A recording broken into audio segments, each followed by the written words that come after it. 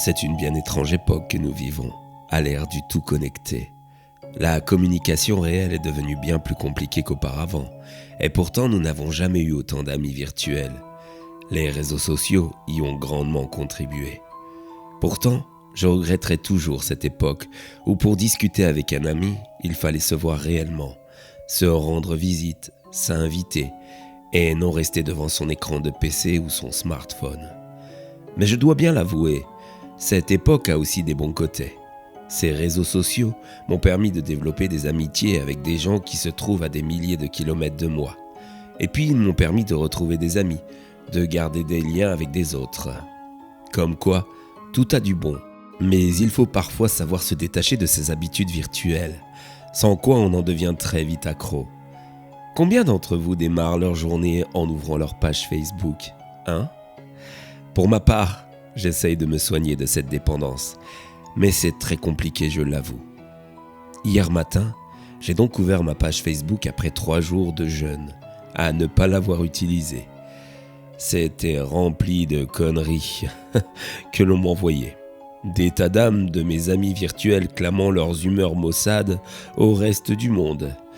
De messages tout mignons tout droit sortis de la toile du net.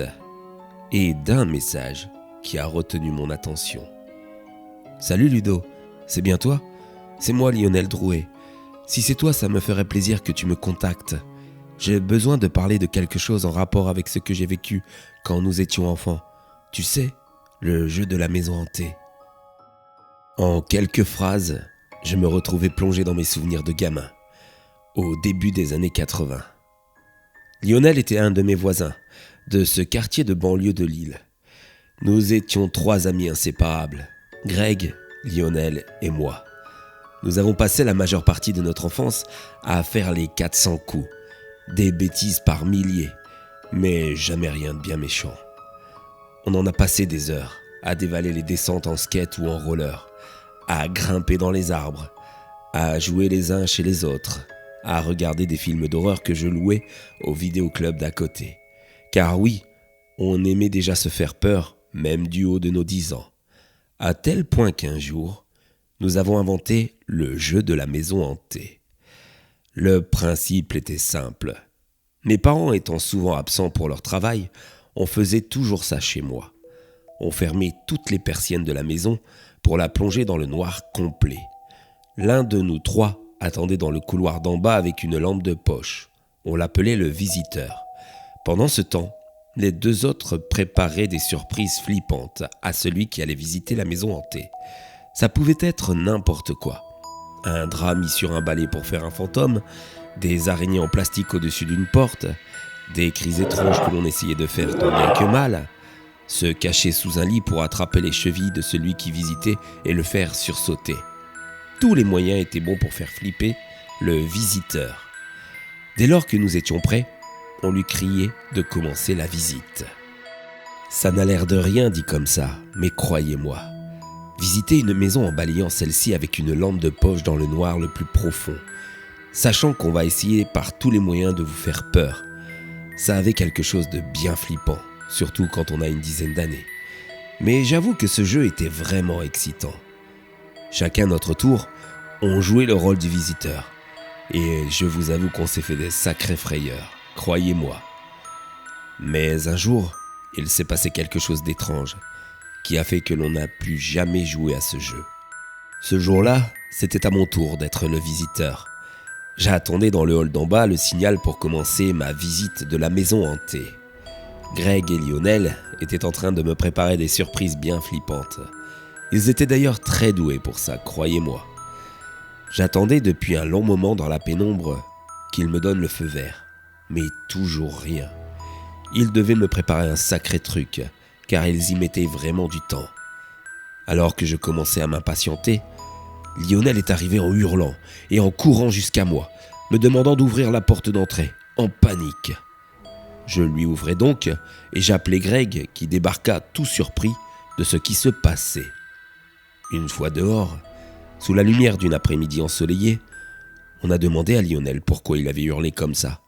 Qu'est-ce qu'il s'était passé ? Il a mis de longues minutes à retrouver son calme avant de nous expliquer. J'étais dans la chambre de tes parents, en dessous du lit. J'avais décidé de t'attraper les pieds pour te faire sursauter. Greg, lui, était caché dans l'armoire de ta chambre. Il allait te sauter dessus dès que tu passerais à côté. J'ai dit à Greg qu'une fois que je serai sous le lit, je te donnerai le top départ. Mais alors que je me glissais sous celui-ci, j'ai entendu des murmures à côté de moi. Je vous jure, les gars, je plaisante pas. T'as rien entendu, toi, Greg ? À cet instant, Greg fit une drôle de tête. Il ne se souvenait plus de ce qu'il avait fait dans l'armoire. Il s'était assis dedans, puis plus rien, comme s'il s'était endormi dans celle-ci. Lionel reprit alors la parole. Je vous jure, les mecs, vous allez pas me croire, mais d'un coup j'ai senti qu'on marchait sur le lit, au-dessus de moi. Le matelas s'enfonçait sur moi, m'écrasant presque. J'osais plus bouger. Et puis, c'est descendu du lit pour poser ses pieds sur la moquette à côté de moi. Je vous jure, les mecs, c'était horrible. On aurait dit des pieds, tout minces, avec du sang. Il manquait plein de bouts de peau par endroits.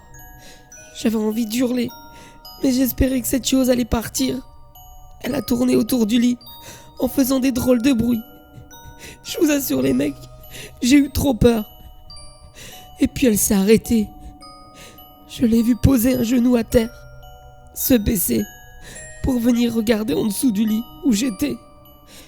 Et là j'ai vu son horrible visage, à moitié déchiqueté, très mince, horrible, un œil qui sortait presque de sa figure. J'ai hurlé et je suis parti en courant. Voilà, les mecs, je vous le jure sur la tête de ma mère que c'est vrai. Je peux vous assurer qu'à la façon dont il tremblait lorsqu'il nous a raconté ça, on ne pouvait pas émettre de doute sur ce qu'il semblait avoir vécu. Et autant vous dire qu'on n'a plus osé rentrer chez moi. Je me souviens avoir passé le reste de l'après-midi dehors, à attendre que mes parents reviennent du boulot, traumatisés par cette histoire. Et le soir même, vous imaginez bien la peur que j'ai pu ressentir à dormir dans la maison où il s'était passé ces choses étranges, même si la présence de mes parents me rassurait un peu. Pourtant, plus rien ne s'est jamais produit. Mais nous avons cessé de jouer à ce jeu. Parfois on en parlait tous les trois, car c'était devenu notre secret. Lionel lui avait même trouvé un nom, le fantôme dépecé, en référence au fait qu'il lui manquait de la peau à plein d'endroits. Mais à chaque fois qu'il nous parlait de lui, il tremblait de peur. Voilà comment un message peut vous replonger dans vos souvenirs, dans vos peurs enfantines. Son message datait de 3 jours. Je me décidai donc à lui répondre, pour lui préciser que c'était bien moi, et que j'étais heureux qu'il m'ait retrouvé, et qu'il me tardait d'avoir de ses nouvelles. Et bien sûr, ce matin, j'ouvrais mon Facebook, en espérant avoir une réponse. Et sur ma boîte de messages, il y avait écrit « Ah, content Ludo que ce soit toi. Je ne veux pas t'ennuyer après toutes ces années, mais j'ai besoin de toi. Le fantôme dépecé, il est revenu. »